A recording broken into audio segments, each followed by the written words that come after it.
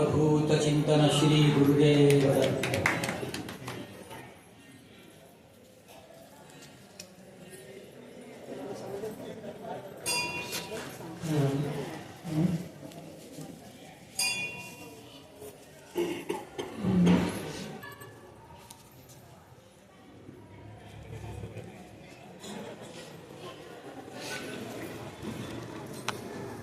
मी कुमारी स्वारलीला विनंती करतो की तिने आपल्या प्रवचनास सुरुवात करावी। विषय आहे मला समजलेले श्रीराम आणि रामरक्षा।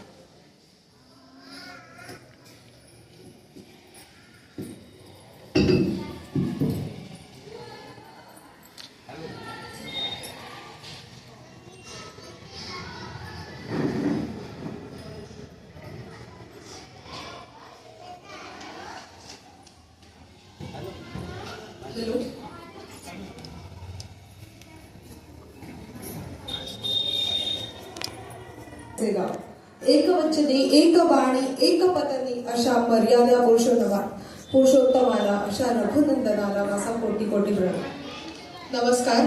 सर्वप्रथम गुरुबाऊलींना नमस्कार करते। या वास्तूतलं हे शेवटचं व्याख्यान आहे, याचा खंत व्यक्त करते आणि इथे बसून मला व्याख्यान करण्याची गुरुबंधर संस्थानाने संधी दिली याबद्दल मी पूर्ण विश्वस्त मंडळाचे सगळ्या पदाधिकाऱ्यांचे आभार मानते आणि सुरुवात करते। मी स्वराली नितीन वाणी।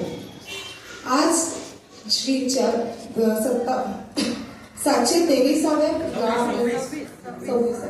726व्या जन्मोत्सवात आज मी माझा विषय सादर करते, मला समजलेले श्रीराम आणि रामरक्षा। मला समजलेले याच्यासाठी म्हणते कारण देवाबद्दल कुठल्याही प्रकारची ठोस उक्ती करणं कितपत बरोबर हे मी सांगता येणार नाही। त्यामुळे आज माझं काही चुकल्यास मला मोठ्या मनाने माफ करा आणि स्वतःची मुलगी समजून तुम्ही मला ते सांगत होता, ही सगळ्यात महत्वाची बाब आहे। चला तर मग बोलूया आजच्या प्रथम विषयाकडे। माझ्या विषयाचं मी 2 भागांमध्ये वेगवेगळं केलेलं आहे। त्याचा पहिला भाग असा की मला समजलेले श्रीराम आणि नंतर मला समजलेली रामरक्षा। आता मला समजलेले श्रीराम कोण होते? मला समजलेले श्रीराम हे एक आदर्श व्यक्तिमत्व होते। आज मी नाना तऱ्हेने नाना नात्यात ते कोणत्या पद्धतीने आपल्यासोबत आदर्श व्यक्तिमत्व घडवून जातात याचा एक मुद्दा तुमच्यासमोर मांडणार आहे। सर्वप्रथम श्रीराम कोण होते हे जाणून घेऊया, त्यांचा जन्म कसा झाला ते जाणून घेऊया। सगळ्यांनाच माहिती असेल, पण आजकाल जर कुठली तरुण पिढी इथे नसेल, तसं तरुण पिढी नसते ती दुःखाची बाब, तर त्यांना नसेल माहिती तर त्यांच्यासाठी खास। श्रीराम राजा दशरथाचे प्रथम पुत्र होते। सीता स्वयंवरातील धनुष्यबाण मोडणारे आणि सर्व गोष्टीत आदर्श व्यक्तित्व असणारे व्यक्ती होते। आज जसं आपण आज जमलो आहोत तसे एके दिवशी सगळे ऋषी मुनी देव विष्णूंच्या निवासस्थानी जन्मले होते। त्यावेळी विष्णू शेषनागावर विराजमान होते आणि विश्राम करीत होते। माता लक्ष्मी त्यांच्या चरणी बसून त्यांची सेवा करीत होती। सर्व देवांना एकत्र पाहून श्री विष्णू अचंबित होता। श्री ब्रह्मदेव इतर मंडळी म्हणतात, हे सृष्टीपालका, हे सच्चिदानंदा, पापी रावणापासून पीडित हे सगळे ऋषी मुनी खुद्द साक्षात माता पृथ्वी आपल्यासोबत त्याची व्यथा वाढण्यासाठी आली। सर्व लोक श्री विष्णूला नमस्कार करतात व म्हणतात, हे देवा, रावणाची क्रूरता दिवसेंदिवस वाढत चालली आहे। तो सगळ्यांचा छळ करतोय, अधर्म व भ्रष्टाचारी होत आहे, सत्याचा नाश होतोय, त्याला वध करणं सुद्धा अशक्य झालं। कारण साक्षात महादेव आणि ब्रह्मदेव यांनी त्याला अमर राहण्याचं किंवा कोणत्याही देव आणि दानवाकडून प्राण्याकडून मरण येणार नाही असा वरदान दिलेला आहे। माता पृथ्वी हळली आहे। आता त्या म्हणतात की त्या या अधर्माचं ओझं चुकलू शकत नाही, देवा काहीतरी करा।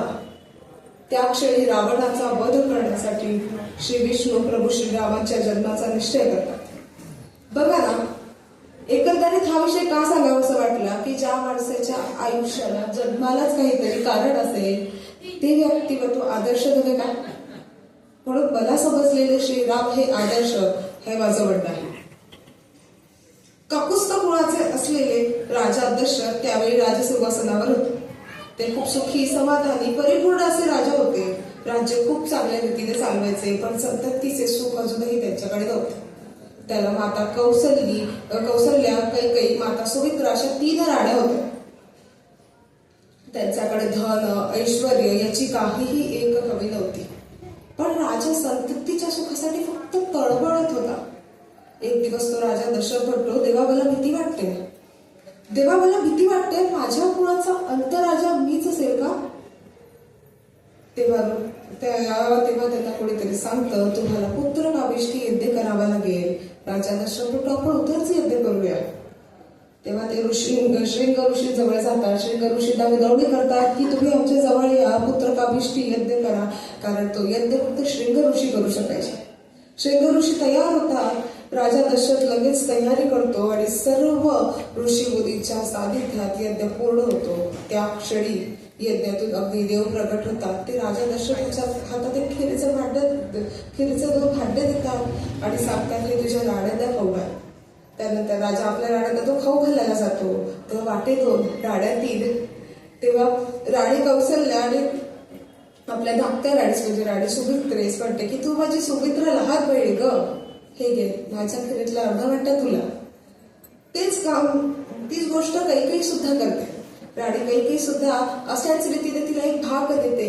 आणि म्हणून सर्वप्रथम कौसल्या राणीस आपले प्रभू श्रीराम, त्यानंतर राणी कैकेयीस 1 पुत्र भरत आणि राणी सुमित्रेस 2 पुत्र लक्ष्मण व शत्रुघ्न यांचा क्रमश्च जन्म होतो.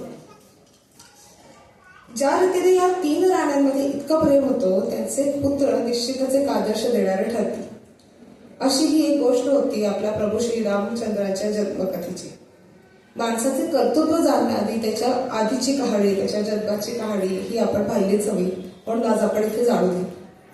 येथे उपस्थित प्रत्येक मंडळीला, प्रत्येक व्यक्तींना माझा एक प्रश्न आहे, कोण आपल्या वडिलांच्या सांगण्यावरून 14 वर्षाच्या वनवासाला गेलं असतं? आपल्याकडून सरळ सांगायचं गेलं तर भाजी आणायला जाणंही होत नाहीये. तर 14 वर्षाचा वनवास करणं किंवा जाणं ही खूप मोठी गोष्ट होती. आपल्या प्रभू श्रीरामांनी राजपद सोडून 14 वर्षाचा वनवास उपभोगला, ते पण आपल्या वडिलांच्या सांगण्यावरून, आपल्या सावत्रांच्या वचनासाठी. यातून त्यांच्या बंगातली आई वडिलांची जी प्रतिभा होती ती घेण्यासारखी आहे. आज आपल्यासाठी आपले आई वडील कुठे आहेत याचा विचार करावा आणि येथे यांच्यासाठी काय होते याचा विचार करावा. असो, विषयांतर होते. म्हणून म्हणतात की प्रभू श्रीरामाचं एक आदर्श व्यक्तिमत्व होतं. ही गाथा झाली त्यांच्यामधल्या आदर्श पुत्राची. सर्वप्रथम ते पुत्र होते, एवढं आपण पुत्राची गाथा सगळ्यात पहिले पाहिली. एक मला समजलेल्या श्रीरामांमध्ये मला त्यांच्या नावातही एक व्याख्या सांगावीशी वाटते. मी स्वतः रचलेली आहे. प्रभू श्री रामचंद्र यांच्या नावात त्याची व्याख्या झाली. प्रभू मधले प्राणी मात्रांवर जीवापाड प्रेम करणारे. भूतलाचे संरक्षण करणारे. श्रीराममधले श्रीमंत आणि श्रेष्ठ असणारे.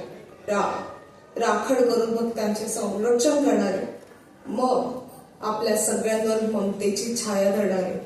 चंद्रमधले चंद्रासारखे लोभ सौंदर्य असणारे आणि शेवटी द्रव्य आणि राजपथाचा लोभ नसणारे. असे होते मला समजलेले श्रीराम. असे आहेत मला समजलेले श्रीराम. आता पाहूया श्रीरामचंद्र पती या नात्यात कसे आदर्श देतात. आपण सुरुवातीलाच ऐकलं एक पत्नी, त्यांच्यासाठी देखील सांगितलं जातं ते एक पत्नी होते. त्या काळात राजाच्या 2-3 राण्या असणं खूपच साहजिक होतं. खुद्द राजा दशरथ यांना 3 राण्या होत्या. पण आपले प्रभू श्री रामचंद्र यांनी राज्यपदी असताना, त्याच्यानंतर सीतामाई नसताना सुद्धा आपल्या मर्यादा ओलांडलेल्या नाहीत. म्हणून सुद्धा त्यांना मर्यादा पुरुषोत्तम असं म्हटलं जातं.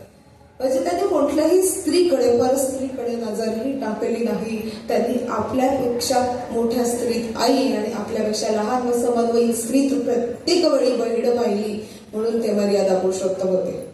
थोडासा विषयांतराचा विषय आला, पण हा जर आदर्श प्रत्येक पुरुषाने यांच्याकडून घेतला तर आपल्या देशात होणारे बलात्कार, आपल्या देशात होणारे अत्याचार संपतील अथवा कमी तरी होतील.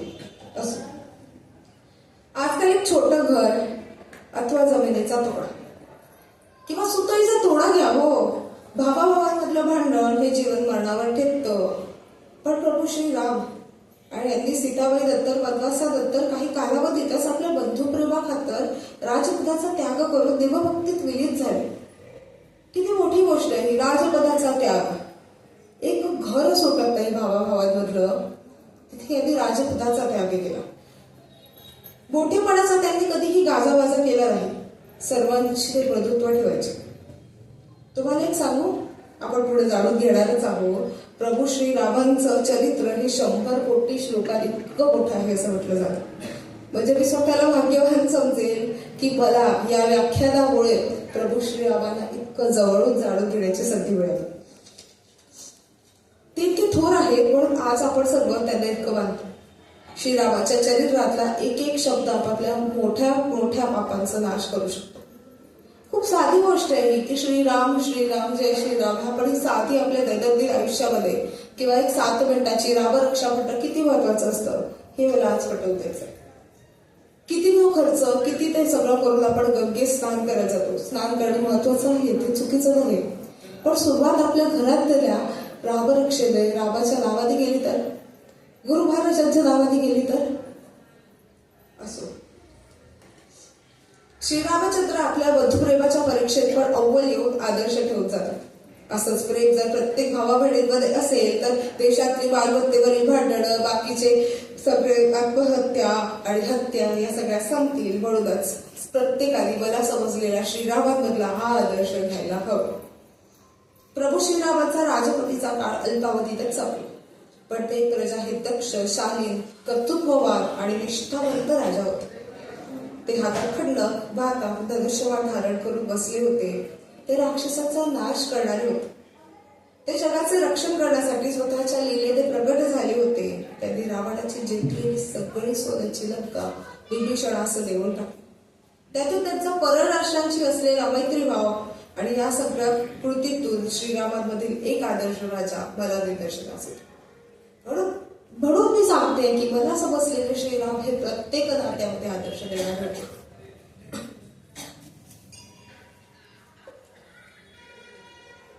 एवढं सगळं झाल्यानंतर श्रीरामचरित्रावर उदकौशिक ऋषींनी जेव्हा 38 श्लोकी रामरक्षा लिहिली, नेत म्हणते तुम्ही आस्तिक आहात नास्तिक आहात फरक पडत नाही. तुम्ही आस्तिक आहात नास्तिक आहात फरक पडत नाही, पण श्रीराम स्तुतीवर आधारित आज मी सांगित असलेली रामरक्षा ही प्रत्येकाने म्हणायलाच हवी. म्हणता येत नाही नका म्हणू, ऐका. युट्यूब सारख्या गोष्टी आज खूप प्रचलित आहे ज्याच्यावर आपण आरामशीर ती रामरक्षा ऐकू शकतो. ऐका, म्हणा, काहीतरी करा, पण रामरक्षा म्हणा. अहो, श्रीराम आपलं रक्षण करणारच आहे, ते आपले रक्षण करतेच आहे.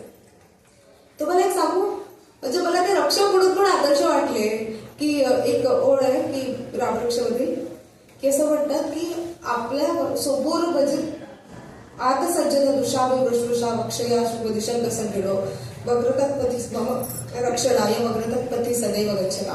म्हणजे काय तर माझ्या सोबोर तुम्ही चाला.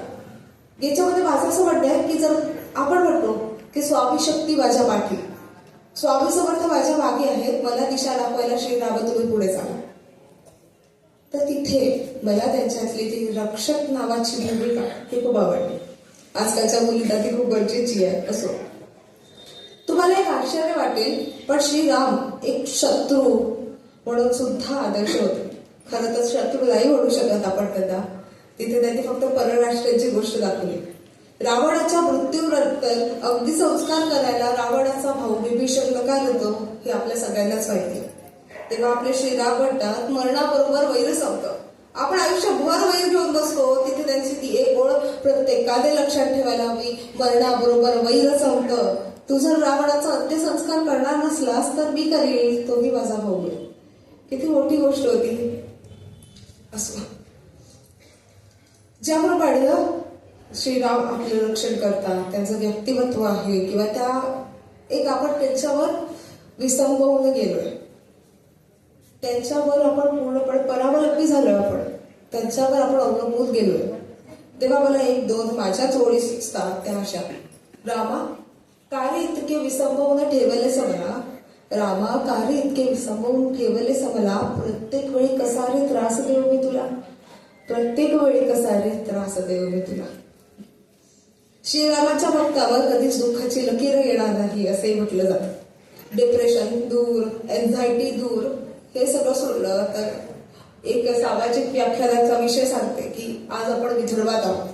विदर्भातले शेतकरी सर्रास आत्महत्या करतात. कुठेतरी मी नाही सांगणार की खूपच देवदेव करावं, काही भरपूर गोष्टी असतात प्रॅक्टिकल आयुष्यामध्ये, पण तरीही जेव्हा तुम्ही काहीतरी म्हणताय, रामरक्षा म्हणताय, तेव्हा तुमच्या स्वतःमध्ये एक सकारात्मकता येते आणि ती सकारात्मकता तुमच्या विचारांना बदलते. म्हणून विदर्भातल्या लोकांसाठी हा आत्महत्येचा विचारही बदलायला शिवणार. म्हणून म्हणतात आपले प्रभू श्रीरामचंद्र आपल्यासाठी प्रत्येक ठिकाणी प्रत्येक जागी आहेत आणि त्यांचा हात आपल्या सोबत आहे आणि ते आपल्या नेहमी पुढे चालणार. आता मला तुम्हीच सांगा, रामायणासारख्या महाकाव्याचे जे जनक आहे, ज्यांना हे रामा, हे रामचंद्रा, माझ्या रामा, हे रामभद्र अशा काहीही नावाने हाक मारता येते, ज्यांचं स्मरण करता येतं, ज्यांच्या नामस्मरणाने मनुष्यास पाप स्पर्श करत नाही, त्या सुखाचा उपभोग आणि मोक्ष प्राप्ती होते. अयोध्या नगरीचे हे सूर्यवंशी महाराज राजा दशरथाचे ज्येष्ठ पुत्र, जे सत्यवचनी आहेत, ज्यांचे एक नाव विष्णूच्या 1000 नावाशी बरोबरी करणारे आहे, ज्यांच्या दुसऱ्या स्तोत्र पठणाने कित्येक गोष्टी साध्य होतात, ते गोष्टी आपल्याला मिळतात. ज्यांना मर्यादा पुरुषोत्तम आपण म्हणतो, ज्यांना विदेशामध्येही पूजलं जातं, ज्यांनी रावणासारख्या महाराक्षसाचा वध केलाय, ज्यांना सीतामातेसारखी एक आदर्श पत्नी होते, ज्यांना हनुमानासारखा मित्र होता, ज्यांच्यासाठी रामसेतू बांधला गेला, लवकुश ज्यांचे पुत्र आहेत आणि जे आपल्या हिंदुत्वाचे जनक आहेत, ते आहेत आपले प्रभू श्रीराम. ते आहेत माझे देवबला समजलेले प्रभू श्रीराम. इतके सगळे करणारे श्री रामचंद्र आदर्श नव्हे. म्हणून मला आज हा विषय मांडायचा होता की मला समजलेले श्रीराम कसे आहेत. असो, दुसऱ्या टप्प्याकडे वळताना मी एक रामरक्षा हा विषय घेतलेला. मला समजलेली रामरक्षा. मला डायरेक्ट थेट रामरक्षेकडे वळायचं नाही. त्याच्या पहिल्या गोष्टींना, लेखकांना, छंदांना यांना जाणून घेणं तितकंच महत्वाचं आहे. म्हणून आपण ते सुद्धा जाणून घेऊ.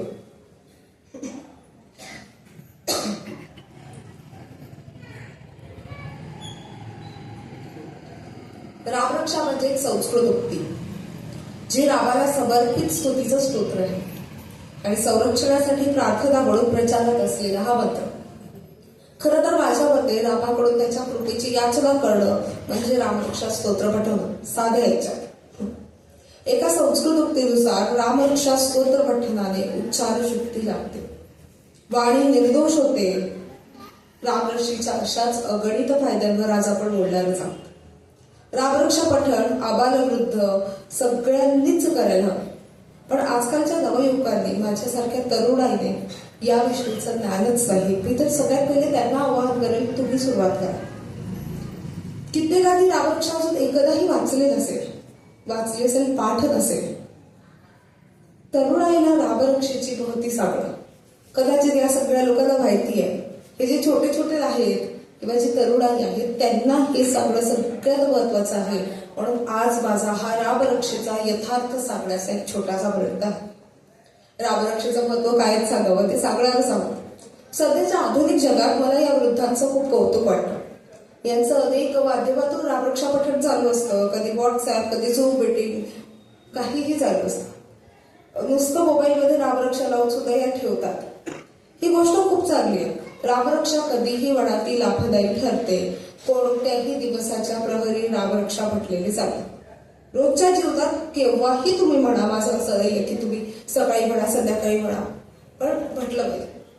रामरक्षा म्हणणं ही खूप गरजेची असते.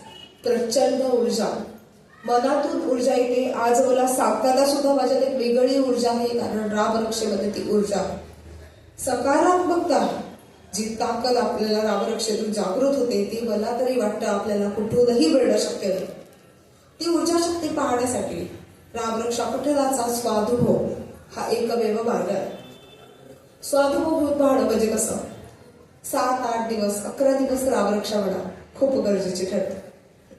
बुधवंशिक ऋषी रचित रामरक्षा पीडित मनुष्यास शांती देते. निरोगी बनवते, त्याच्या इडापिडा टळवण्यास मदत करते. 38 श्लोकी ही रामरक्षा एकट्या मनुष्यास साथ देते. आजारी मनुष्यास बरे होण्याची ताकद देते. लंगड्या माणसाला उभे राहण्याचे बळ देते. प्रत्येक स्त्रीस प्रसूती कळा सोसण्याची ताकद देते. प्रवासातल्या प्रत्येकाचा एकटेपणा घालवते. नवीन कामात यश देते. म्हातारपणी आधाराची काठी बनते. घाबरलेल्या मनुष्यास धैर्याचा आधार देते. नकारात्मकता उधळून लावते. विधवा स्त्रीस जगण्याची आशा देते. म्हणूनच म्हणतात, जे लोक रामरक्षा पठण करतील त्यांच्या सर्व अडचणी सर्व दुःख सरतील. अहो, आवडत्या व्यक्तीची भांडण झाली, रडायला येतंय, एकटेपणा वाटतोय, रामरक्षा घडव. खरंच ती कुठेतरी एकटेपणाचा सहारा देते. म्हणून मला ही रामरक्षा खूप भावते. मी पहिले म्हणालीच तसं रामरक्षा पठणाचा स्वानुभव हा तुम्हाला सगळ्यात महत्वाचा वाटला.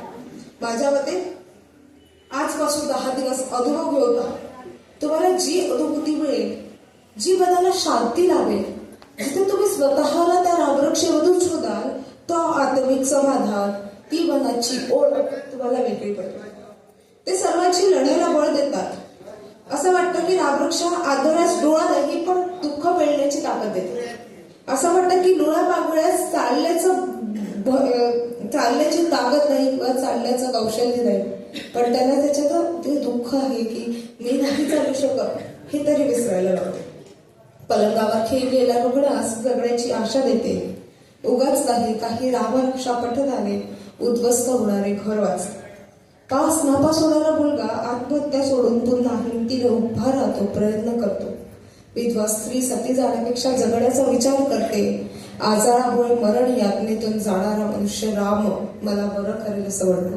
माझं राम बसले हे किती शांत शब्द त्याच्या माणसाच्या तोंडून निघतात. हो, एक गोष्ट इथे सांगाविषयी वाटते. आपल्याला हिंदू घरामध्ये शिकवलं जातं की केव्हाही लहानपणी मुलांना जय श्रीराम जय श्रीराम बोबडा बोलायला आपल्याला जय श्रीराम पासून सुरुवात केली जाते आणि आपल्या आयुष्याच्या सगळ्यात शेवटी राम राम राम राम हेच म्हटलं जातं. म्हणजे काय, तर जन्मापासून मृत्यूपर्यंतचं सत्य म्हणजे श्रीराम आहेत. म्हणून म्हणते ही खूप महत्वाची गोष्ट आहे की जर आपल्या जीवनाचा अंत रामाने होतोय, जीवनाची सुरुवात श्रीरामांनी होते, तर त्यांच्या नावात किती तो गोडवा, किती ती शक्ती असते. रामरक्षा नित्य पठणाने सर्व कष्ट दूर होतात. जीवनाचा सार कळतो. दीर्घायुष्य लागतं. मनुष्य सुखी व धनवान होतो. संततीचे सुख लाभते. राजा दशरथाला त्रास गेला. हो, शापामुळे श्रावण बाळाचा शाप होता. ठीक आहे, आपल्याला त्या संततीचं सुख लागतं, विजय मिळतो. विजय नसेल मिळत तरी अपयश पचवण्याची ताकद मिळते. मंगळ शनी यांचा होणारा कुप्रभाव दूर होतो. असे सुद्धा मानले जातं की रामरक्षा सिद्ध केल्यास तिच्या प्रभावाने मनुष्यास एक सुरक्षा कवच लागते, ज्याने प्रत्येक संकटावर, प्रत्येक दुःखावर मात करण्याची ताकद असते. आपल्यावर ते बळ येतं आणि खूप विचारांना आपल्याजवळ स्थानही मिळते.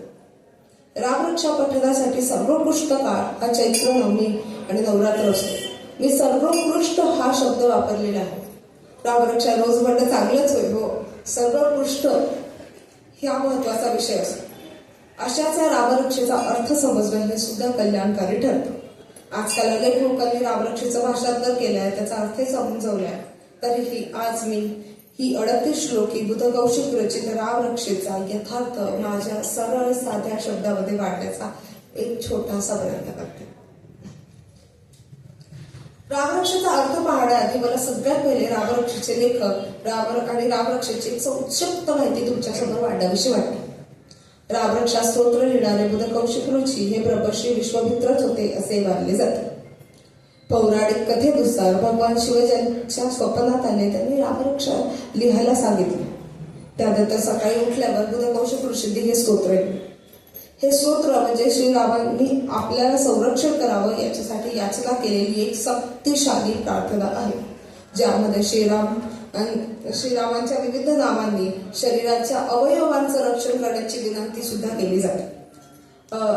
एक वेगळा विषय थोडासा की कुठेही आपल्याला गाणं आठवतं की अरे वा, या गाण्याची ओळख खूप छान आहे, पण त्याचे लेखक नसता माहिती. तर मी एक थोडीशी लेखिका, मला की आमच्या कविता पुढे चालल्या जातात, कवितेच्या ओळी लक्षात राहतात, लेखक लक्षात राहत नाही, तेव्हा मला बुधकौशिकांची ओळख ही महत्वाची वाटते. बुधकौशिक ऋषी यांचं नाव होतं, ते कौशिक गोत्रातले होते. त्यांना ही स्तोत्र रचण्याची प्रेरणा स्वपदातून मिळाली. शिवांनी त्यांना हे स्तोत्र लिहावं असं सांगितलं होतं. याचा त्यांच्यात उद्देश होता की लोकांचं कल्याण व्हावं, त्यांना भीती आणि त्रासापासून मुक्ती मिळावी या हेतूने लिहिलेला हा स्तोत्र. स्तोत्राचं स्वरूप, भाषा संस्कृत. जरी संस्कृत असली ना तरी ही भाषा अत्यंत सोपी आहे.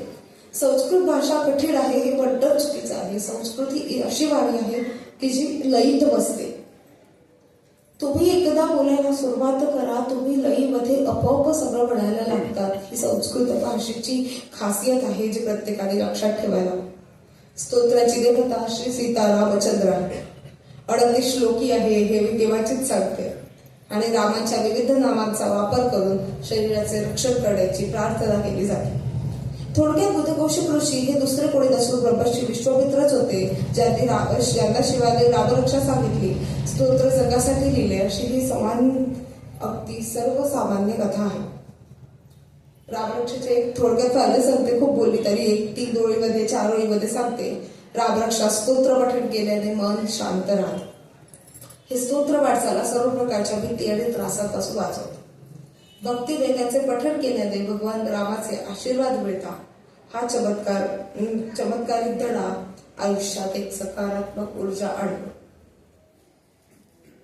अशुभ शक्तींपासून आपल्याला संरक्षण मिळतं, आरोग्य सुधारतं, मानसिक शांती मिळते. राहू केतू यांच्या महादशेचा त्रास कमी होतो. महादशेचा त्रास वगैरे खूप काही म्हटलं जातं की अरे हे करा, ही एकटी घाला, ती एकटी घाला. मी मानते, मला कशाचाही याचा हे नाही, श्रद्धा प्रत्येकाची असते, पण महत्वाचं आहे सुरुवात याच्यापासून करा. आपण सुरुवात मुळांपासून करू ना, मग पुढे जाऊ द्या असं माझं वाटतं. फक्त एकच अशी टीप छोटीशी म्हटली जाते की रामरक्षा स्तोत्र हे एक शक्तिशाली कवच मानलं जातं. त्यामुळे श्रद्धेने आणि नियमानुसार त्याचा पठण केल्यास पूर्णपणे लाभ मिळतो. कुठेही बसून नव्हे, देवाजवळ हात जोडून म्हणा. गुरुमंदिरात आजकाल सगळेच येत आहे 45 दिवसाच्या उत्सवात, तिथे एकदा म्हणा तर ते होतं. आजकाल लोक म्हणतात मॅनिफेस्टेशन वगैरे, तसंच काही असतं. ते विश्वास असला तर सगळं होतं. मनातली सकारात्मकता गोष्टीत सत्यात उतरवते. त्यामुळे रामरक्षेचं श्रद्धेनेच पठण करा. म्हणजे कसं की तुम्ही रोज सांगताय की श्रीराम माझ्या या अवयवाचं रक्षण करू, श्रीराम माझ्या पाठीशी आहेत, तेव्हा ते कुठेतरी घडतं आणि गोष्टी सत्यात उतरवतात. आणि हा प्रस्तुत मंत्र अनुष्ठुप छंदामध्ये लिहिला गेला. त्या छंदाची ही थोडीशी माहिती मला सांगणं गरजेचं वाटतं. अनुष्ठुप छंद हा एक प्राचीन लोकप्रिय संस्कृत छंद आहे, ज्याच्या प्रत्येक चरणात म्हणजे पादात 8 अक्षरे असतात आणि श्लोक एकूण 4 चरणांचा 32 अक्षरांचा असतो. यात 5वे अक्षर लघु आणि 6वे अक्षर गुरु असे असते. लघु म्हणजे छोटे, लघु उच्चाराचे, गुरु म्हणजे मोठ्या उच्चाराचे, ज्यामुळे पठण सोपे आणि लयबद्ध होते. जसे की रामायण, भगवद्गीता अशा अनेक स्तोत्रांमध्ये याचा वापर आढळतो. याची मुख्य वैशिष्ट्य अशी की अक्षर संख्या प्रत्येक चरणात 8 अक्षरे म्हणजे एका श्लोकात 32 अक्षरे इतकीच असते. लयात्मक रचना, अक्षराची विभागणी सोपी असल्याने 8 अक्षरे असल्यामुळे तो म्हणायला खूप सोपा जातो. मी बोलले की संस्कृत कोणालाही कठीण वाटेल, पण ते लयीत बसते. त्याचं कारण हे छंद आहेत. संस्कृतामध्ये भरपूर छंदांचा भरपूर प्रकारे वापर केला जातो. याचे नियम मी पहिल्याप्रमाणे बोलले तसं 5वं अक्षर लघु, 6वं अक्षर गुरु हे महत्वाची गोष्ट मानली जाते. जर आपल्यातलं कोणी संस्कृतामधलं काहीतरी लिहू पाहत असेल तर. सोबतच पहिल्या आणि 3ऱ्या चरणातील 7वे अक्षर हे सुद्धा गुरु असते आणि 2ऱ्या व 4थ्या चरणातील 7वे अक्षर हे लघु असते. ही पुढची खोलातली गोष्ट झाली, पण ही मला इथे सांगावीशी वाटते. वेदांपासून ते रामायण, महाभारत, भगवद्गीता, विष्णू मारुती स्तोत्र अशा अनेक महत्वपूर्ण ग्रंथांमध्ये, श्लोकांमध्ये, छंदांमध्ये हा छंद आढळतो. थोडक्यात अनुष्ठुप छंद आणि ह्या कवितेला, या रामरक्षा नामक महाकाव्याला एक विशिष्ट लय आणि रचना देणारा आहे. अक्षरावर आधारित एक लोकप्रिय काव्य प्रणाली ही आपली रामरक्षा आहे. आणि ज्याचं हृदय, ज्याचं सगळ्यात महत्व खुललं ते खुललं या अनुष्ठुप छंदावर. तरी खूप झाली वायफळ गप्पा, खूप झालं बाकीचं सांगणं, सर्व माहिती, सर्व कहाण्या इथे आटोपते. नंतर माझ्या अखेर विषयाकडे वळते. रामरक्षा, मला समजलेली रामरक्षा. पहिल्या चरणाचं एकदा वाचन करूयात, मग पुढे अर्थाकडे वळू. श्री गणेशाय नमः. अस्य श्री रामरक्षा स्तोत्रमन्त्रस्य उदकौशिक ऋषिः श्री सीता रामचंद्रो देवता अनुष्ठुप छन्दः सीता शक्तिः श्रीमद् हनुमानकीलकं श्रीरामचंद्र प्रीत्यर्थे जपे विनियोगः. म्हणजे सर्वप्रथम गणेशाचं नामस्मरण केलं गेलं आहे, जे सगळ्यात महत्वाचं आहे. अग्रपूजेचे वाद करी श्री गणेशाला आपण हा वाद दिलेला असतो. म्हणून बुधकौशिकांनी पहिली ओळ श्री गणेशाय नमः अशी लिहिली. आपण गणपती बाप्पा मोरया, गणपती बाप्पा मोरया खूपदा म्हणतो, पण स्तोत्राच्या आधी ही सुरुवात ती महत्वाची होती. अग्रपूजेच्या वादकरीला तो वाद देऊन तिथे माझ्या गणेशाला नमस्कार असो असं म्हणत त्यांनी श्री गणेशाय नमः असं लिहिलं. या रामरक्षा स्तोत्ररूपी मंत्राचे लेखक श्री बुधकौशिक असून हा अनुष्ठुप छंदात आहे. सीता आणि श्री रामचंद्र हे या मंत्राची देवता आहे. आपण श्री रामचंद्र म्हणतो, पण स्तोत्रामध्ये त्याचं नाव सहसा श्री रामचंद्रचा उल्लेख केला गेला, म्हणून आपण सीता माता आणि श्री रामचंद्र असं म्हणतो. सोबतच या मंत्राची शक्ती, जसे एका पुरुषामध्ये एक स्त्री असते, तसं सीता ही या मंत्राची शक्ती आहे. हनुमान आधारस्तंभ आहेत, जे रामाचे जे परम मित्र होते, सेवक होते, ते या आधारस्तंभ आहे या श्लोकाचे. आणि श्रीरामाच्या जपासाठी प्रेमाने वापरला जाणारा हा स्तोत्र रूप मंत्र निर्माण केला गेला. अथक ध्यान. आता ध्यानाची सुरुवात करू.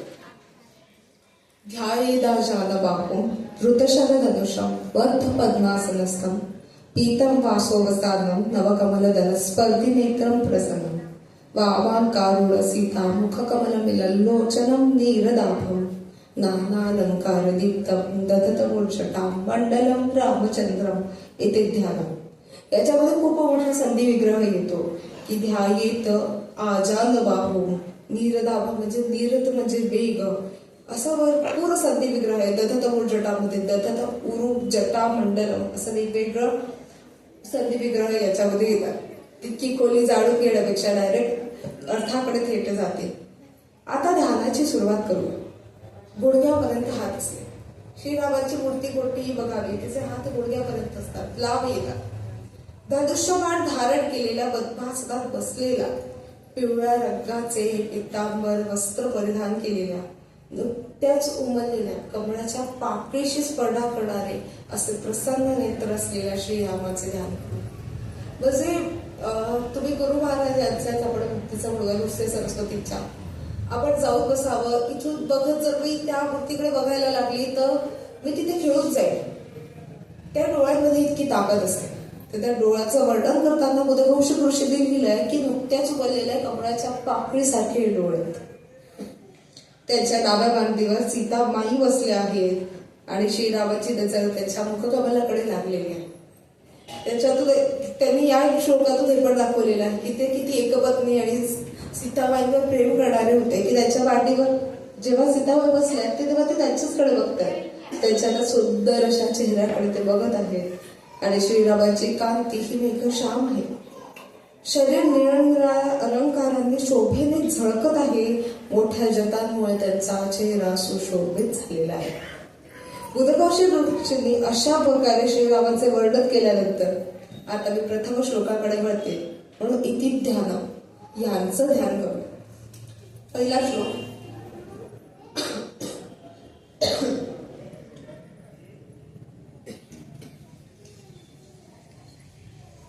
चरिता प्रभुनाथस्य शतकोटे प्रविस्तरम एकैकमक्षरम पुसा महापातकनाशम. पहिले सांगितलं होतं तसं शतकोटी प्रविस्तरम. श्रीरामांचे चरित्र हे 100 कोटी श्लोकात इतके विस्तृत आहे. त्याचे एक अक्षर सुद्धा पुरुषाची मोठी पापे नष्ट करण्यासाठी समर्थ आहे. उसा म्हणजे पुरुषांची शतकोटी प्रवेश करा म्हणजे 100 कोटी लोकांचे विस्तृत. 100 कोटी हे खूप मोठी गोष्ट झाली. आता याच्यात मला एक गोष्ट सांगावीशी वाटते, ती म्हणजे पुरुष म्हणजे फक्त पुरुष नाही, पुरुष म्हणजे मानव असा अर्थ मानला जातो. आजही कित्येक ग्रंथांमध्ये विविध ठिकाणी मानवाला पुरुष म्हणजे म्हणून संबोधलं जातं. म्हणून पुरुष एक लिंग नव्हे, तर पुरुष म्हणजे माणूस. आपण सगळेच पुरुष म्हटलं जातं. असो, पुढील श्लोकाकडे वळूया. ध्यात्मा नीलोत्पलच्छावं रामो राजीवलोचनं जानकी लक्ष्मणोपेतम जटामुखवन्दितम्. निळ्या कमळासारखा सावळा रंग असलेला आणि कमळासारखे नेत्र असलेला श्रीरामाचे आपण ध्यान करावं. प्रत्येक याच्यात आपण सांगतोय की कोणत्या श्रीरामाचं ध्यान करावं, त्याचं वर्णन केलं. मला तर वाटतं संपूर्ण श्लोकामध्ये श्रीरामांनी कडून आपल्या संरक्षणाची याच कारण त्यांचं वर्णन केलं आहे. आणि त्यांचं वर्णन इतक्या सुंदर शब्दामध्ये आहे की नील कमळासारखा सावळा रंग असलेला, कमळासारखे नेत्र असलेल्या श्रीरामाचे ध्यान करावे.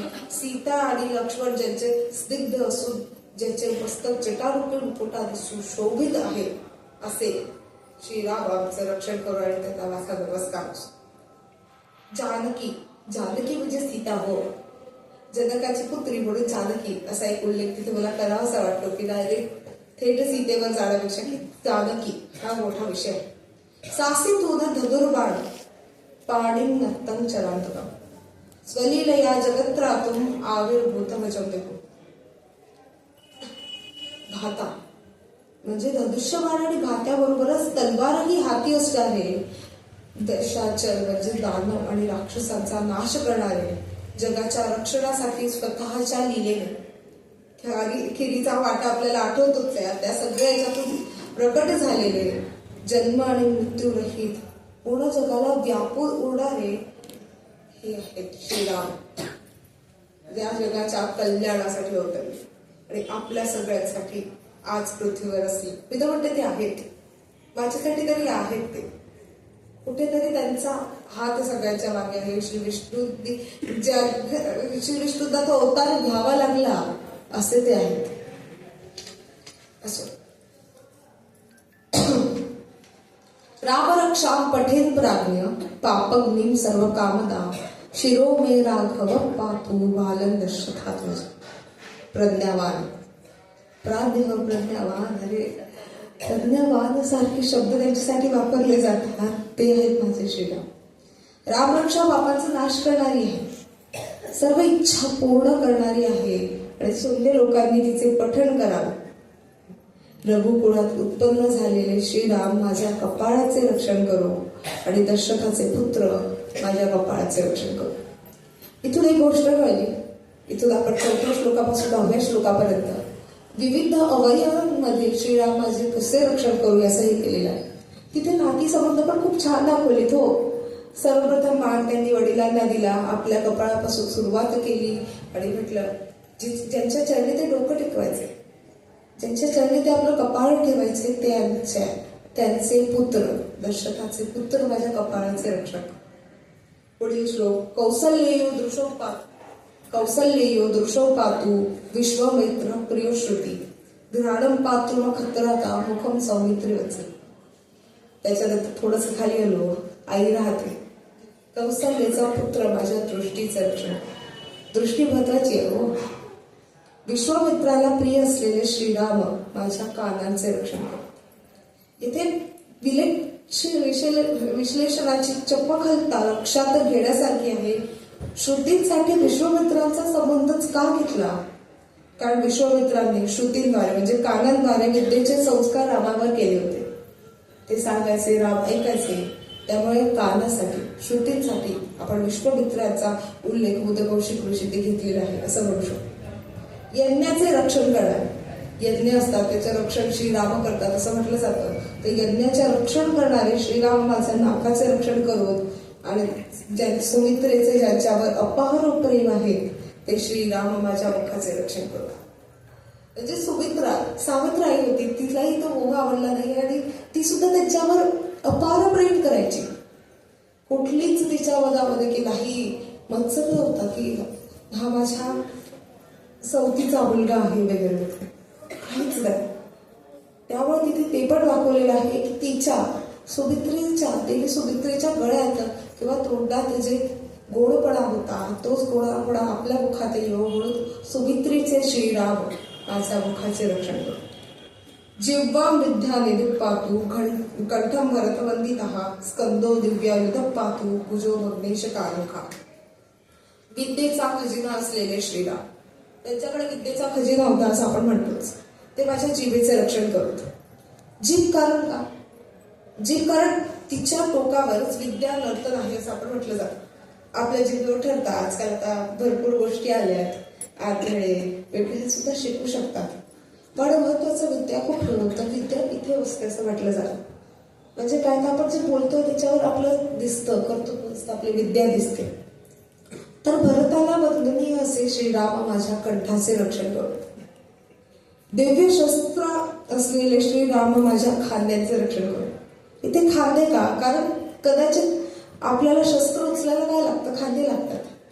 एवढी जडजड तो धनुष्यबाण त्यांनी मोडला. ते असे दिव्य शस्त्र असलेले श्रीराम माझ्या खांद्याचे रक्षण करो, की उद्या जर मला ते शस्त्र वापरायची गरज पडली तर मी तितकी सक्षम असली पाहिजे. म्हणून श्रीराम माझ्या खांद्याचे स्मरण करू. तर शिवधनुष्याचा भंग करणारे श्रीराम माझ्या भुजांचे रक्षण करू. ज्या हाताने शिवधनुष्य भंगले ते हात माझ्या हाताचे रक्षण करू असे यातून म्हटलं गेलेलं आहे. करो सीता पतित पातू हृदयम जामडकनजी मध्यम पातू खरध्वंसी नाभिम जांबवदाशी. सीतेचे पती माझ्या हातांचे रक्षण करू. त्यांचा हात ज्यांच्या हातामध्ये गेला होता त्यांचे पती म्हणजे सीतेचे पती माझ्या हातांचे रक्षण करू.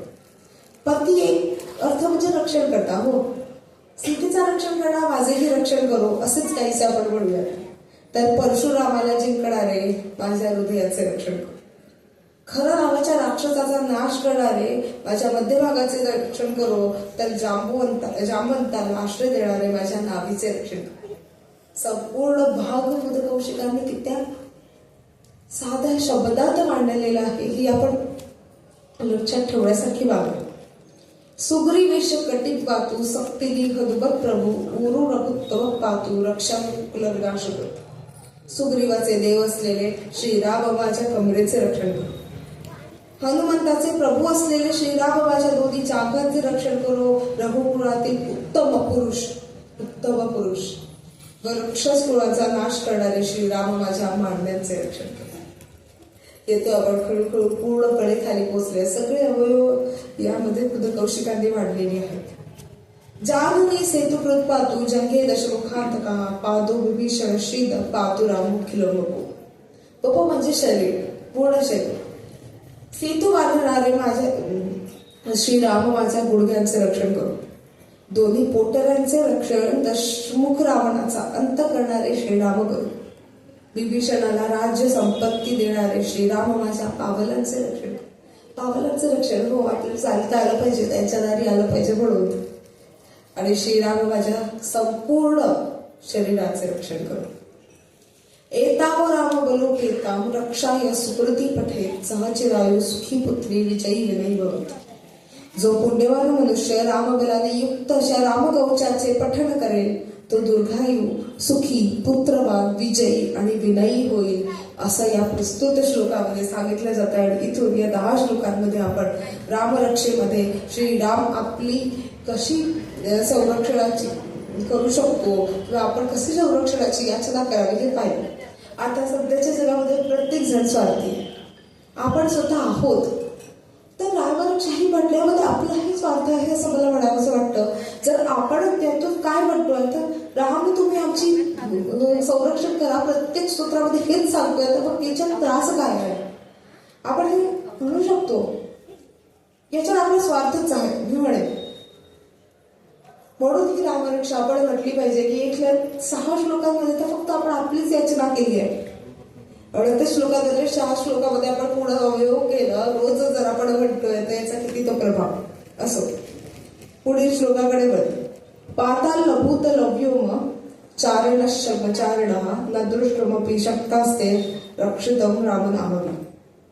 पाताळ भूमी आकाश या तिन्ही लोकात संचार करणारे कपटी, मायावी, सोंग घेणारे खोटे राक्षस जे आहेत छद्मचारिण, यांची दृष्टी आपल्यावर पडू नये म्हणून आपण रामरक्षामध्ये श्रीरामांना विनंती करतो की देवा, मी रामरक्षा वाचते, म्हणजे जो व्यक्ती या रामरक्षेचा पठण करील तो या कपटी, मायावी, खोटे सोंग घेणाऱ्या राजांच्या दृष्टीस पडणार नाही. म्हणजे जसं की तुम्हाला त्या राक्षसाला तुम्ही दिसणारच नाही असं आपल्या बुधकौशिकांनी प्रस्तुत श्लोकामध्ये मांडलं होतं. ही किती छान गोष्ट आहे. कदाचित मला असं वाटतं की पाताळ लभूत व्योम म्हणजे पाताळ भूमी आकाशातल्या ती नाही नरधवाची जी दृष्टी आहे ती आम्हा स्त्रियांवर पडू नये म्हणून हा श्लोक खूप महत्वाचा आहे. असो, रामेती रामभद्रेती रामचंद्रेती वास्मरण नरोद लिप्यते पापै भुक्ते मुक्ते चरण्यते. याचा अर्थ असा म्हणावा की राम, माझे श्रीराम, रामभद्र, रामचंद्र या नावाने जो स्मरण करतो तो माणूस कधीही पापाने लिप्त होत नाही. त्याला सुखाचा उपभोग मिळतो आणि त्याला मुक्ती मिळते. कारण श्रीरामांच्या नावात एवढी ताकद आहेच, तो श्लोक पुढे आहेच.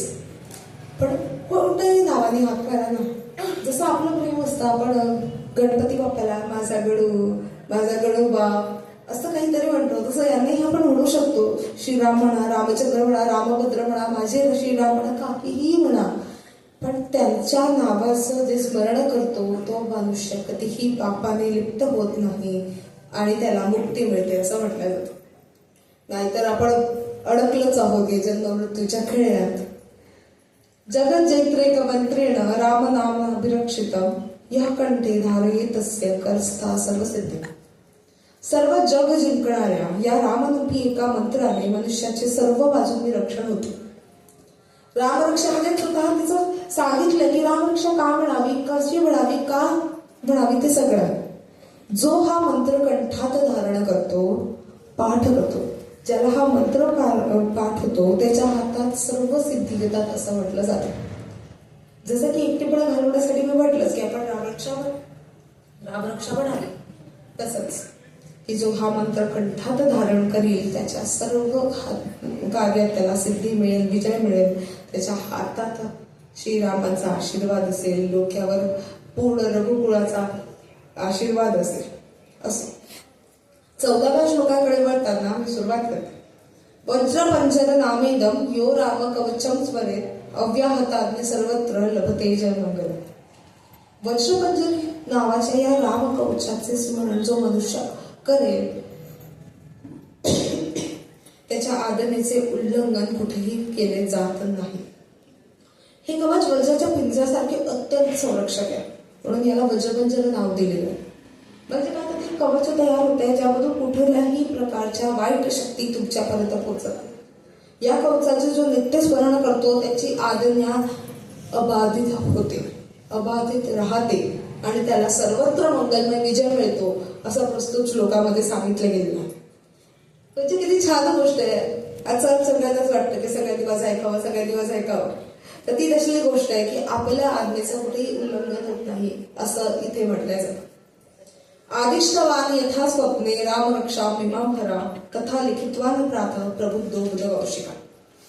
भगवान शिवांनी, साक्षात शंकरांनी ज्याप्रमाणे स्वप्नात येऊन ही रामरक्षा लिहायला सांगितली तशी ती सुकाळी उठून बुधकौशिकाने तशीच्या तशी लिहिली आणि त्यामुळे आज आपल्याला मिळाले हे रामरक्षा स्तोत्र. म्हणजे मी आधीचा इतिहास सागड आता मला वाटते की मी वायफळ होतो. कारण रामरक्षेमध्ये तिथे आतच सगळ्या गोष्टी सांगितलेल्या आहे की इथे कहाणी सुद्धा सांगितलेली आहे की भगवान शिवांच्या सागड्यावरून लिहिलेली ही रामरक्षा आणि अशी मिळाली आपल्याला ही रामरक्षा. आराम कल्पवृक्षाणां विराम सकलापदा अभिराम स्त्रीलोकानां राम श्रीमान प्रभू. जो कल्पवृक्षाच्या बागेप्रमाणे, कल्पवृक्षाची बाग डोळे दिपणारी असते तसे जे आहे ते श्रीराम सगळं संकट दुःख यांचा नाश करणारे आहेत. तिन्ही लोकातील लोकांना आवडणारे आहेत. ते आहेत आमचे देव, ते आहेत माझे, ते आहेत आपले, ते आहेत तुमचे श्रीराम. आणि म्हणून म्हणतात की श्रीरामांचं चरित्र हे सगळ्यात मोठं आहे. तरुण रूप संपन्न. यात एक सांगावंसं वाटतं की यानंतर 20व्या श्लोकापर्यंत, आपण 17व्या श्लोकापर्यंत जेव्हा पोहोचतोय तेव्हा राम आणि लक्ष्मण, श्रीराम आणि लक्ष्मण या दोघांचंही वर्णन श्लोकात केलेलं आहे. म्हणून 17वा श्लोक. तरुण रूप संपन्न सुकुमारो महाबलो पुंडरीक विशालाक्षो चिरकृष्णाम जिरांबरो फलमूला शनोदांतो तापसो ब्रह्मचारिणो पुत्रो दशरथस्ते तो भ्रातरो रामलक्ष्मण. हे दोन्ही श्लोक जरा सोबत घेते आणि त्याचा सोबत अर्थ सांगणं सोपं आणि संक्षिप्त वाटतं. जे तरुण आहेत, जे देखणे आहेत, ज्यांचे कोमल आहेत, पराक्रमी आहेत, सगळ्या ठिकाणी बुधकोशिकांनी सांगितल्याप्रमाणे कमळासारखे ज्यांचे मोठे आणि सुंदर नयन आहेत, चीरवस्त्र ज्यांनी धारण केलेलं आहे, कृष्ण मृगाचे जे धारी आहेत, फळे आणि मुळे खाणारे आहेत. वनवासात काय मिळणार हो, फळे आणि मुळे खाणारे आहेत, कंदमुळं, संन्यासी आहेत, ब्रह्मचारी आहेत, असे हे दशरथाचे पुत्र, एकमेकांचे भाऊ श्रीराम आहेत. किती छान वर्णन आहे की दशरथाचे पुत्र, संन्यासी, ब्रह्मचारी. खूप छान ते असं.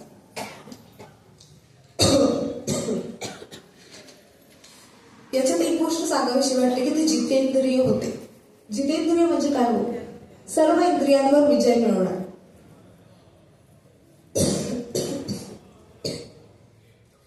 सर्व इंद्रियांवर त्यांनी विजय मिळवलेला आहे. त्यांना कुठलीही माया आता नव्हती. आपला कोणाचाच आपल्या इंद्रियांवर विजय नाही, त्यांचा तो आहे. आपल्याला सुगंधाचा लोभ होतो, आपल्याला काहीतरी खाण्याची इच्छा होते, तिथे आपल्या जिभेमधला लोभ असतो. म्हणजे आपल्या इंद्रियांवर विजय नाही. आपल्या इंद्रियांना लोभ होतो, पण त्यांचा इंद्रियांवर त्यांचा विजय असतो.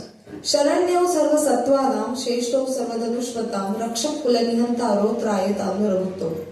सर्व प्राण्यांचे आश्रय स्थान असलेले, सगळं प्राण्यांना घेऊन बसायचे.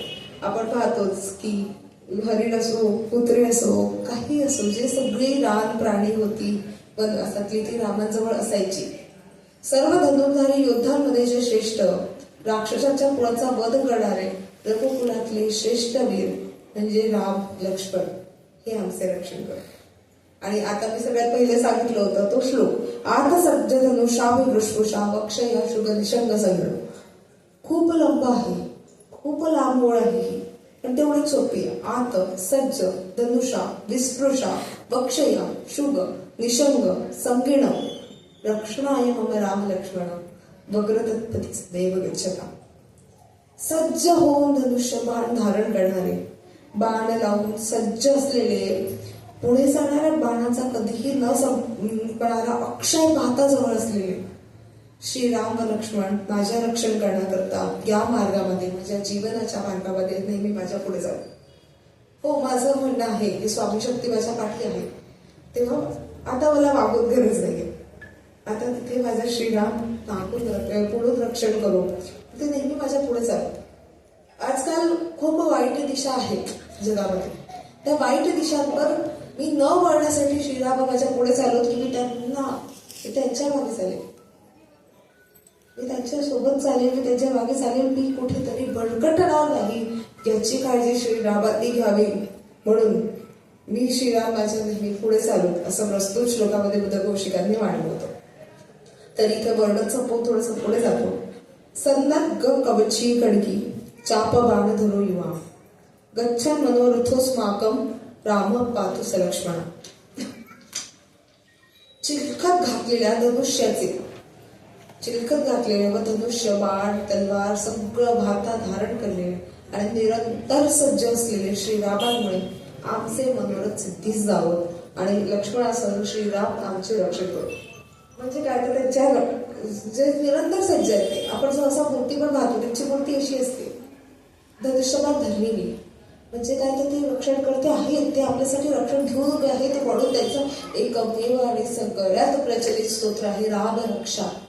ते आपलं स्मरण करतात, ते आपलं रक्षण करतात. त्याच्यासाठी आपल्या सगळ्या इच्छा मनोकामना या सिद्धीस जावं म्हणून रामरक्षेचं महत्व असतं. आणि तिथे श्रीराम आमचे रक्षण करू असं म्हणत आपण ते निरंतर सज्ज असलेल्या श्रीरामांना इथे नमस्कार करतो.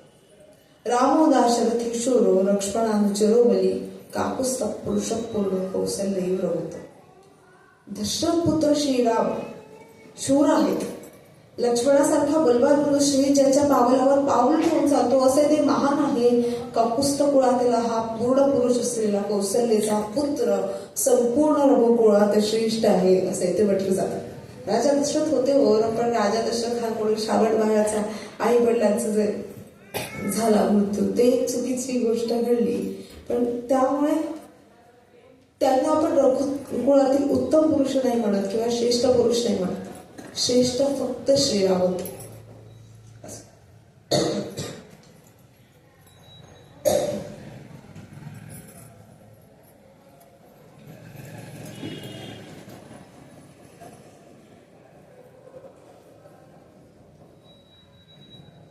वेदांत विद्यु यज्ञेश पुराण पुरुषोत्तम जानकी वल्लभ श्रीवान अप्रमेय पराक्रम. वेदांत ही ज्याला जाणून घ्यायचे साधन आहे असा पुराण पुरुषोत्तम सनातन पुरुष जानकी वल्लभ ज्याच्या पराक्रमाची मोजदाद करता येणार नाही असे पराक्रमी जे आहेत ते आहेत माझे श्रीराम.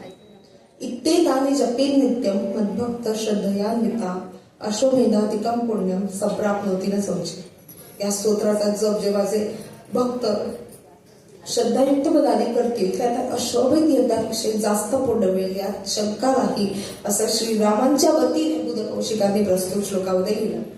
या 3 श्लोकाचा ना मला एक वेगळा अर्थ आपल्यासमोर वाढण्याचा वाटतो की मला असं वाटतं की इथे जी नावं दिलेली आहेत रामो दाशरथी दशरथाचा पुत्र दाशरथी शूरो लक्ष्मणानुचरो बली काकुत्स्थ पुरुष पूर्ण कौसल्यो रघुत्तम वेदांत वेद्यो यज्ञेश पुराण पुरुषोत्तम जानकी वल्लभ श्रीमान अप्रमेय पराक्रम. हे सगळे त्यांची नावं आहेत असं मला वाटतं. या सगळ्या नावांचा जो उच्चार करतो, जो स्वतःच्या श्रद्धेने ही नावं ऐकतो त्यांना अश्वमेध यज्ञा इतकं पुण्य मिळतं यात संशय नाही. म्हणून ही नावं आपण आजपासून पाठ करायला हवी. किती साधी नावं आहे. रामो दाशरथी शूरो कौसल्यो वेदांत वेद्यो ही साधी साधी नावं आपल्या जीवनामध्ये आपण आणायला हवी. रामं दुर्वादलश्यामं पद्माक्षं पीतवाससं. स्पंदी नाम विरदिव्य नते संसार येणं. दुर्वादलासारख्या सावळ्या वर्णाचा कमळासारखे डोळे असलेल्या पिवळे वस्त्र परिधान केलेल्या श्रीरामाचे दिव्य नाव घेऊन जे स्तुती करतात ते पुरुष संसाराच्या जन्ममरणाच्या जाळ्यातून मुक्त होतात. पुरुष म्हणजे मानव ही गोष्ट पुन्हा अधोरेखित करते. संसाराच्या आणि जन्ममरणाच्या जाळ्यातून मुक्त होण्यासाठी हे श्रीरामाचं नाव महत्वाचं आहे असं मला वाटतं. आणि हे बुधकौशिकांनी प्रस्तुत श्लोकामध्ये अधोरेखित केलेलं आहे आणि संपूर्ण रामरक्षेतच अधोरेखित केले असं आपण म्हणू शकतो. रामं लक्ष्मण पूर्वजम रघुवरं सीतापतिं सुंदर काकुत्स्थं करुणार्णवं गुणन्ते विप्रप्रियं भाविकं राजेंद्रं सत्यसंदं दशरथतनयं श्यामलं शान्तमुखिं वंदे लोकाभिरामं रघुकुलतिलकं राघवं रावणां. हा रामरक्षेतला सगळ्यात मोठा मंत्र आहे असं आपण म्हणू शकतो. कुठलीही मोठी पण हा सगळ्यात मोठा आणि थोडा कठीण मंत्र असला तरी खूप सुंदर अर्थाचा मंत्र. श्रीराम लक्ष्मणाचे अग्रज लक्ष्मणाग्रज आहेत. रघुकुळातील श्रेष्ठ आहेत. सीतेचे पती आहेत. दिसायला खूप सुंदर लोभस असे आहेत. ते काकुत्स्थ कुळातले आहे. करुणेचा सागर आहे. ममतेची छाया आहे. गुणांचा खजिना आहे. ब्राह्मणांना प्रिय असलेले व धार्मिक आहेत. राजांमध्ये श्रेष्ठ आणि सत्याशी कायम जोडलेले आहेत. दशरथाचे पुत्र आहेत. सावळे व शांततेची मूर्ती आहे. लोकांना प्रिय असणाऱ्या रघुकुळात तिलकाप्रमाणे शोभणाऱ्या रावणाचा वध करणारे आहेत. अशा गुणांनी युक्त अशा श्रीरामांना माझा नमस्कार असो. अशा श्रीरामांना माझा नमस्कार असो. रामाय रामभद्राय रामचंद्राय वेदसे रघुनाथाय नाथाय सीताया पतये नमः. इथे वेदसे म्हणजे प्रजापतीला विधातरी स्वरूपाला असं म्हटलं जातं. म्हणजेच मी रामाला रामभद्राला रामचंद्राला प्रजापतीला विधात्री स्वरूपाला रघुनाथाला नाथाला या सीतेच्या पतीला वंदन करते. या श्लोकांमधून मला असं सांगायचं आहे, जेव्हा आपण दुसरा श्लोक ऐकला तेव्हापासून आपण आता राम वृक्षकडून एवढी जर याचना करून घेतलेली आहे, तर आपण रामरक्षेला आता रामाला वंदन करतोय की असले श्रीराम, असे श्रीराम, हे श्रीराम, यांना माझा नमस्कार असो, असं आपण श्लोकांमध्ये म्हणतो. म्हणून एवढी सगळी नावं असलेल्या या महापुरुषाला माझा वंदन असो, असं आपण वस्तू श्लोकामध्ये म्हणतो.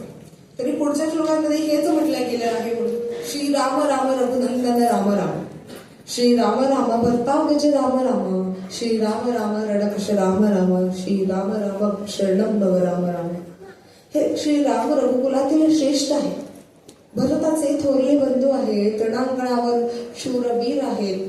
अशा श्रीरामांना मी शरण जात आहे, अशा श्रीरामांना मी शरण जात आहे. एवढ्या सगळ्या गोष्टी असलेल्या माणसाला आपण शरण जायलाच हवं की नाही. म्हणून श्रीरामचंद्र चरणो मनसा स्मरामि, श्रीरामचंद्र चरणो वचसा गृणामि, श्रीरामचंद्र चरणो शिरसा नमामि, श्रीरामचंद्र चरणो शरणं प्रपद्ये. अशा श्रीरामांच्या चरणाचे मी मनाने स्मरण करते.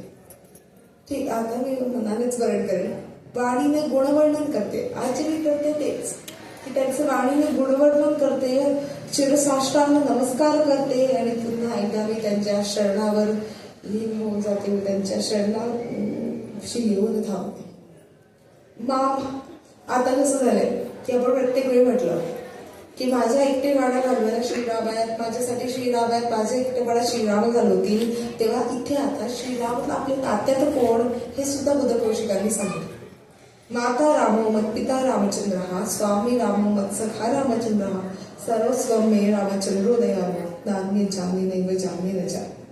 श्रीराम माझी माता आहे, श्रीराम माझे पती आहे, श्रीराम माझे स्वामी आहे, श्रीराम माझे मित्र आहेत, असे दियाळू श्रीराम माझे सर्वस्व आहे. मी यांच्याशिवाय अन्य कोणालाही जाणत नाही आणि यांच्याशिवाय मला अन्य कोणी माहीतही आहे, असं प्रस्तुत श्लोकामध्ये बुद्धकौशिकांनी मांडलंय. आणि किती छान गोष्ट आहे की जर कोणी म्हणतंय की मला कोणी नाही तर तुमच्यासाठी श्रीराम आहे, ही प्रार्थना या प्रस्तुत श्लोकामध्ये बुद्धकौशिकांनी मांडली होती. खरंच मातेसारखे श्रीराम आपलं संगोपन करावं, वडिलांसारखा त्यांचा हात डोक्यावर असावा, मित्रासारखं त्यांना सगळं सांगता यावं. स्वामी आहेत म्हणून त्यांच्याकडे प्रत्येक गोष्टीची याचना करता यावी की मला श्रीराम विजय मिळवून द्या. आणि जेव्हा ते सर्वस्व आहेत तेव्हा त्यांच्याजवळ आपलं मन पूर्णपणे मोकळं करावं आणि फक्त त्यांच्या ध्यानात शांत बसावं. पुढच्या श्लोकाकडे वळते. रामरक्षा संपतही आली, काळ कसा लोटत जातो कळतही नाही. 31वा श्लोक घेते. दक्षिण लक्ष्मणो यस्य वामे तू जनकात्मजा, पुरतो मारुतीव्यस्य तम वंदे रघुनंदन. परत एकदा श्रीरामांना वंदन करते, ज्याच्या उजव्या बाजूस लक्ष्मण आहे, तसेच डाव्या बाजूस सीता आहे, पुढे मारुती आहे. अशा श्रीरामांना मी वंदन करते.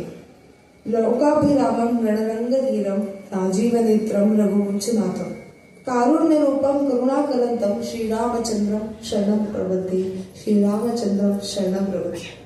लोकांना प्रिय असलेले श्रीराम, सगळ्यांनाच आवडतात तो श्रीराम, असे लोकांना प्रिय असलेले श्रीराम, रणांगणावर धीर गंभीर असलेले श्रीराम, पुन्हा एकदा राजीव कंबळाप्रमाणे मित्र असलेले श्रीराम, रघुवंशात श्रेष्ठ असलेले श्रीराम, कारुण्याची मूर्ती असलेले श्रीराम, दया करणाऱ्या श्रीरामांना मी पुन्हा एकदा त्रिवार वंदन करते. मनोजवं मारुततुल्य वेगम, जितेंद्रियं बुद्धिमतां वरिष्ठं, वातात्मजं वानरयूथ मुख्यं, श्रीरामदूतं शरणं प्रपद्ये. मनाप्रमाणे वाऱ्यासारखा वेग असलेल्या, जितेंद्रिय बुद्धिमान लोकांमध्ये श्रेष्ठ असलेल्या, पवनपुत्र वानराच्या सेनेचे मुख्य असलेले श्रीरामांना मी शरण जाते. कसं झालं? विश्वामित्र झाले, दशरथ महाराज झाले, कौसल्या राणी झाली, सुमित्रा राणी झाली, सीतामाता झाल्या, प्रभू श्रीरामांवर तर संपूर्ण श्लोक घेतला, पण श्री हनुमान राहिले होते. त्या श्री हनुमानाही मी शरण जाते. म्हणून बुद्धकौशिकांनी हा 33व्या श्लोकामध्ये संपूर्ण श्लोक हा श्रीरामांना समर्पित करून त्यांच्याबद्दल लिहिलाय की वाऱ्यासारखे वेग असलेले श्री हनुमान ज्यांनी संपूर्ण लंका जाळली. असो पूजंतम राम रामेती मधुरम मधुराक्षर, आरोग्य कविता शाखां वंदे वाल्मिकी कोकिला. कवितेच्या शाखेवर असते. कवितेची शाखा एवढं मोठं महाकाव्य असून वाल्मिकी रूपी कोकिळ राम राम अशा मधुर अक्षरांचे पूजन करत आहे. त्या वाल्मिकी रूपी कोकिळेला सुद्धा मी वंदन करते. वाल्मिकी रूपी कोकिळ हा शब्दच किती छान वाटला हो. आपदाम पहर्तारम दातारम सर्वसंपदाम लोकाभिरामम श्रीरामम भूयो भूयो नमामि. आपदाम पहर्तारम संकट, आपदा म्हणजे संकट, आणि हरतारम हरणारा, दुःखांचा संकटांचा न्यास करणाऱ्या, सुख समृद्धी देणाऱ्या लोकप्रिय अशा श्रीरामांना माझा पुन्हा पुन्हा नमस्कार असो, असे पुन्हा एकदा बुधकौशिक या प्रस्तुत श्लोकामध्ये मांडतात. आणि 36वा श्लोक. भर्जनम भवबीजानाम अर्जनम सुख संकदाम तर्जनम यमदूतानाम राम रामेति गर्जन. संसार वृक्षाची बीजे जाळून टाकण्यासाठी, सुख समृद्धी मिळवण्यासाठी, यमदूतांना घाबरवण्यासाठी राम राम अशी गर्जना जप करावा, असा प्रस्तुत श्लोकामध्ये शेवटी जाता जाता बुधकौशिक ऋषी आपल्या समोर मांडतात. आणि सगळ्यात शेवटी जे आपण 2 श्लोक खूप वेळा म्हटली जातात. आजकाल छान वाटतं की संस्कृत ची जी पाठ्यपुस्तके आहेत त्यामध्ये सुद्धा ही 2 श्लोक येतात. रामो राजमणी सदा विजयते रामम रमेशम भजे रामेणाभियता निशाचर चमो रामाय तस्मै नमः. या पुढच्या आणि या श्लोकामध्ये रामरक्षेच्या राम या शब्दाची 7ही विभक्त्या वापरल्या गेलेल्या आहेत. विभक्त्या म्हणजे कोणाला जे संस्कृत शिकले असेल त्यांना आवडतात. आपण शब्दाचं देव देवो देवा प्रथमा, त्याप्रमाणे या 7ही विभक्त्या या श्लोकात आणि या पुढील श्लोकात त्या वापरल्या गेलेल्या आहेत. राजांमध्ये श्रेष्ठ रामाचा सदा विजय असो. मी रामाला, रमेशाला म्हणजे रमीच्या पतीला विष्णूला भजते. भजते म्हणजे काय? भक्ती करते. रामाने राक्षसांचा समुदाय नष्ट केला त्या रामाला मी पुन्हा एकदा वर्णन करते. रामान्नास्ति परायणम परतरम रामस्ते दासोस्म्यहम रामे चित्तल्य सदा भवतु मे भो रामम मामोत्तर. रामापेक्षा अधिक कुशल कोणीच नाही. माझ्यासाठी तरी रामापेक्षा कुशल कोणी नाही. मी रामाची दास आहे. रामामध्ये माझ्या चित्तवृत्तीचा लय हो. आणि हे राम, हे माझे देव, हे माझे श्रीराम, माझा उद्धार करो, माझ्या जीवनाला एक मार्ग दो, अशी याचना त्या श्लोकामध्ये केली. खरंच काळ लोटला, शेवटची घटका आली, म्हणून तुमच्या सगळ्यांसमोर एक शेवटचा श्लोक सादर करते. रामेति रामभद्रेति रामे रामे मनोरमे सहस्रनाम तत्तुल्यम राम नाम वरानने. वरानने म्हणजे सुवदने हो. शंकर पार्वतीने सांगतायत, हे सुमिथी, मनाला आनंद देणाऱ्या रामाच्या ठिकाणी मी रममाण होतो. आणि ह्या रामाचे, शंकरांनी सांगितलंय हो, या रामाचे एक नाव विष्णूच्या 1000 नामाच्या समतुल्य आहे. आपण सहस्त्रनाम विष्णू सहस्त्रनाम म्हणतो, ते विष्णू सहस्त्रनाम म्हणणं गरजेचं होय. पण जर विष्णू सहस्त्रनाम म्हणण्या इतकी आपल्याकडे वेळ नाहीये तर रामाचं एक नाम घ्यावं, ते सुद्धा सहस्त्रनामांइतकं मोठं म्हटलं जातं. म्हणून सगळ्यात शेवटी इति श्री बुधकौशिक विरचितम श्री रामरक्षा स्तोत्रम संपूर्णम असं म्हणते. याचा अर्थ सगळ्यात शेवटी श्री बुधकौशिकांनी रचलेली ही रामरक्षा स्तोत्र, ही सगळा मंत्र येथे संपतो. श्री सीता रामचंद्रार्पण असो. हे स्तोत्र श्रीराम सीतेला समर्पित असो आणि त्यांना सगळ्यांना माझा नमस्कार असो. शुभम भवतु. या सगळं करताना मला एक शेवट असं वाटतं की राम, नारायण, विष्णू या विष्णूंचे अवतार असलेल्या श्रीरामांचेही आज मी एवढं श्री व्याख्यान केलं. कुठेतरी चुकली असेल मला माफ करा. कुठे मला काही झालं असेल सांगा. आणि माझ्या व्याख्यानातली 3-4 शब्द आज तुम्ही ऐकली जी काही असेल त्या रामरक्षेचं तुम्ही पठण करावं, ती तुमच्या मनात बसावी हीच इच्छा निर्माण करते. आणि कायेन वाचा मनसेंद्रियेण वा बुद्ध्यात्मता वा प्रकृती स्वभावात करोमि यज्ञं सकलं परस्मै नारायणाय समर्पयामि. अच्युतं केशवं रामनारायणं कृष्णं दामोदरं वासुदेवं हरि श्रीधरं माधवं गोपिकावल्लभं जानकीनायकं रामचन्द्रं भजे. हरे राम राम राम हरे हरे, हरे कृष्ण कृष्ण कृष्ण हरे हरे, हरे राम राम राम हरे हरे, हरे कृष्ण कृष्ण कृष्ण कृष्ण हरे हरे, हरे राम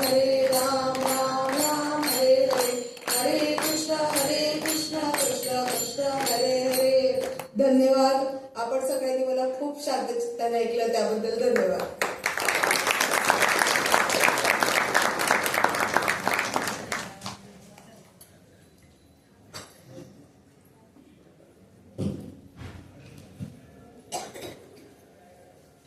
या सर्वणी अशा प्रवचनाचा समारोप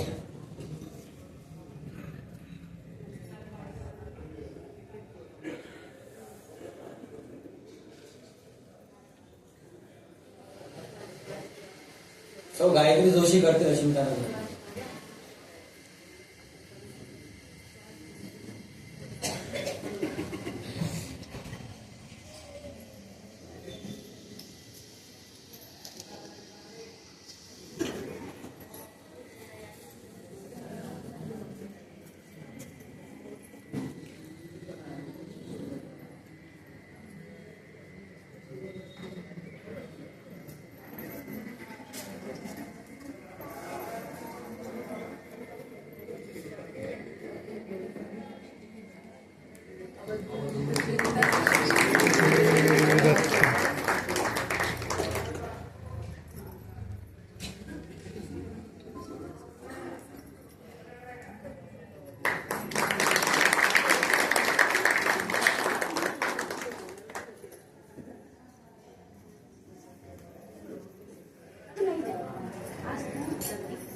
खूप छान असं प्रवचन कुमारी स्वराली वाणी यांनी आपल्यासमोर सादर केलं. आता शंख आणि आरती होईल आणि रात्री 9:30 ते 11:30 भुवनेश कोमकली देवास यांच्या गायनाचा कार्यक्रम आहे. तरी सर्व सद्भक्तांना विनंती आहे की त्यांनी या श्रवणी अशा गायनाच्या कार्यक्रमाचा लाभ घ्या. 9:30 ते 11:30.